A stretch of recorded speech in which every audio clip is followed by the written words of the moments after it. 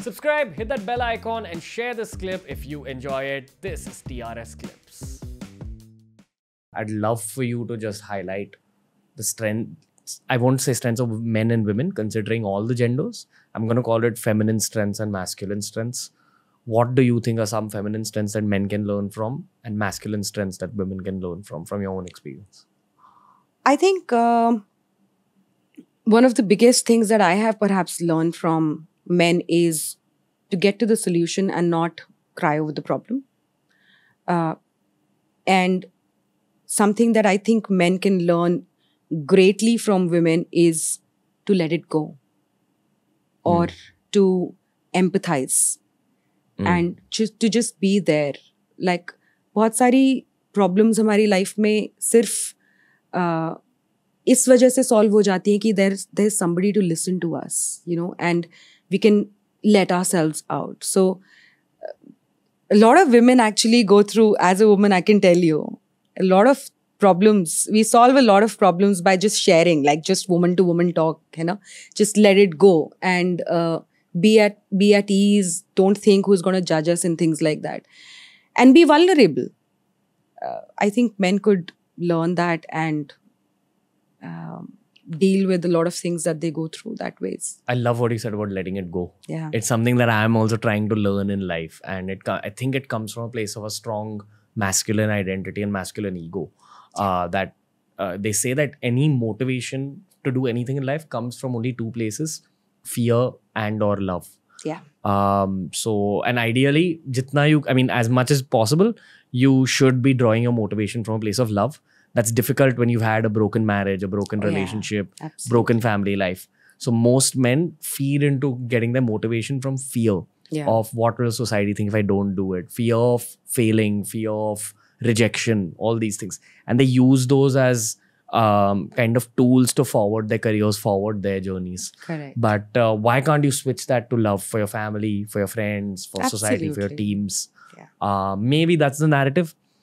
In saying that, I mean, this is just gyan. Even I'm learning to let go of things. And what you said about letting it go, it's on so many levels. It's about letting go of your own emotions, of your own lies that you're telling yourself, your own narratives you're telling yourself. And letting go of just the situation in itself. Stop taking it on your ego. Absolutely. A very close friend of mine, Zarwan Bancha. He's a nice Parsi boy. And what I learned from him was once I dated someone and she broke up with me. And till that point in my love life, no one had ever broken up with me. It was always... And it really hurt my teenage ego or my early 20s ego. And he made me sit down and he told me that stop letting it hit your ego and take rejection like a man. Yeah. And that was such a turning point for me. I think we define too many things in the sense of take it as a man, take it as a man, take it as a man. इतना ज़्यादा हम लोग condition करते हैं आदमियों को कि take it as a man, take it as a man. कि there is no other way that they think there is to a situation, It's a key. It's a key to getting to a guy's head. When you say take it as a man, the guy wakes up like, oh, okay, yeah, I'll take it as a man. Absolutely. That's probably what worked for him. He was trying to tell me that learn how to accept rejection in life. And I was like, yeah, whatever. The moment he said take it like a man, I was like, okay. Abhi samajh mein aa gaya. No, but something that you said, I was thinking about this in my head. It's been going on, Veer. That this podcast has been, difficult or, kind of one of the, not like the other podcasts, which have been easy, let's put it that way. But the whole purpose, I don't know how the reaction to your podcast be. I'm very, very, you started the show,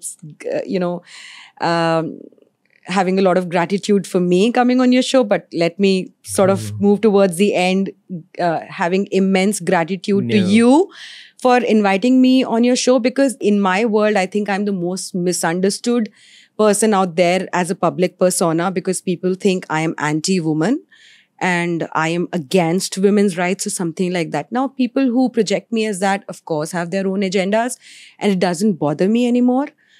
But one thing that I want to convey through you to a very large audience that you have is the only thing that I am perhaps looking at is equality in its real sense, where we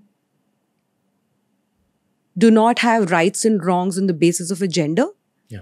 And the biggest thing is, if we are talking about equal rights, we got to talk about equal responsibilities as well. And if we are going to make men responsible for the coming generations, for them to be very nice and kind and not wrong women, we equally need to talk about women not doing the same to men as well. And I don't think there is anything wrong in that.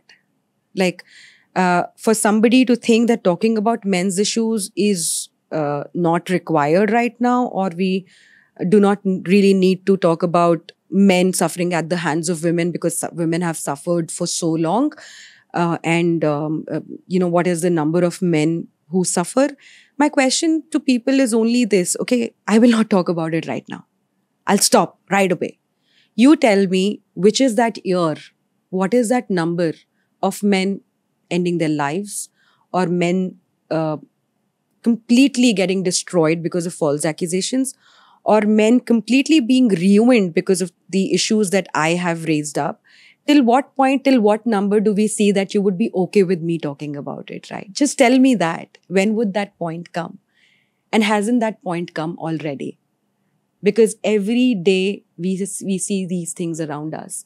It doesn't make it to the popular media. That, in fact, a lot of times I tell people that with Sarjeet Singh case, or the Rohtak sisters case, or the Lucknow girl case, these were cases which came as a woman suffering. But then the truth came out as the other side. Thankfully, these cases happened. At least people became aware of how things can be twisted and things can be other way around. The reason is, when a man goes through extreme wrongs, the popular media doesn't usually pick it up. So there is nothing in the work that I do which is anti-women, or I'm against women's rights or something like that. Prior to 2012, I was a woman. I'm from Haryana. I would travel in buses, Haryana roadway buses, and if there's a man that I see, misbehaving with a woman, I would stand up and confront him, because I could see that the woman is not able to do so. So it's not about man versus woman for sure in my head. I think it's all about justice. And I'm very clear in my head that whatever is happening in India right now, especially with the laws dealing with women, there's immense misuse, which is actually not just wrong for men. Of course, it's causing immense harm to a lot of men, but it's also causing immense harm to women who actually go through things like this. And I don't think there's anything wrong in talking about that.